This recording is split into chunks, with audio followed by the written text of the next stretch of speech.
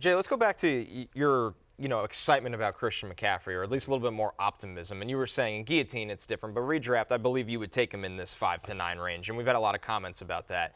So say you do that, which is a massive upside pick. When you're looking at the second round, are you comfortable with the wide receiver range that comes back to you? Because you're probably looking more of a floor wide receiver in that range after taking the risk of McCaffrey. Yeah, you're potentially able to get guys like McConkey, maybe? Lad McConkey, or if you're lucky, Nico Collins could fall, Brian Thomas Jr., Drake London, who I really like and think is in that tier, can get him. Drake London, I think, is a great guy to potentially pair with a Christian McCaffrey, because Drake London has such an incredibly high floor in terms of the targets that he's going to see in that offense. With McCaffrey and taking a risk on him early, the way I'd think about it is that McCaffrey's played 7 seasons in the NFL. He's been healthy for 4 of them. Those 4 seasons, he was a top 2 running back in fantasy every time. If Christian McCaffrey is healthy, he will not fail. He will not fail in this offense. He's too good. He's too central to everything they do. The Niners have one of the easiest schedules in football because they went 6-11 and came last in the division last year. And McCaffrey's going to have game script, and he's Christian McCaffrey. It's just the injury risk. Sure. And I think that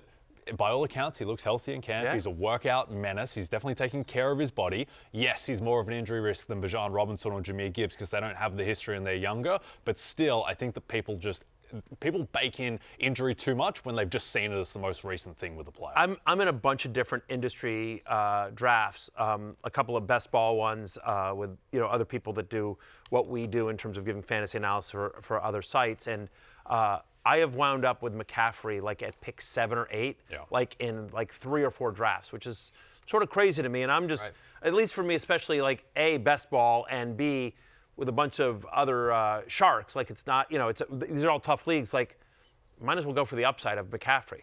If McCaffrey's right, he's the number 1 player in fantasy. Like, period. Right? It's just, is he going to be healthy? That's the only question. And so to get somebody, at 7. Is to me incredible value. There's risk there, but listen, every day we live is a risk.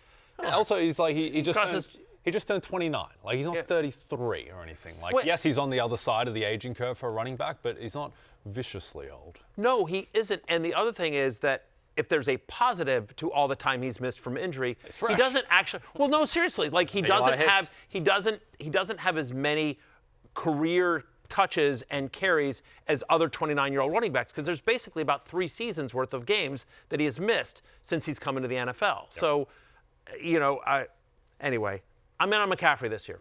I'm in on McCaffrey. We'll see if that plays out, but I'm in on McCaffrey. Hey, it's Matthew Berry from NBCSports.com and Rotoworld.com, and I want to thank you so much for watching whatever it is you just watched, or if nothing else, being too lazy to click out of the autoplay after this video started, after whatever it is you actually wanted to watch finished. But now that you're here, I'd like to take a moment here to ask you respectfully now, okay? I'm asking you respectfully to subscribe to the NFL on NBC YouTube channel. You'll get the latest Roto-World fantasy news headlines, all sorts of great shows, including my own Fantasy Football Happy Hour. So go subscribe now. Again, I'm asking respectfully.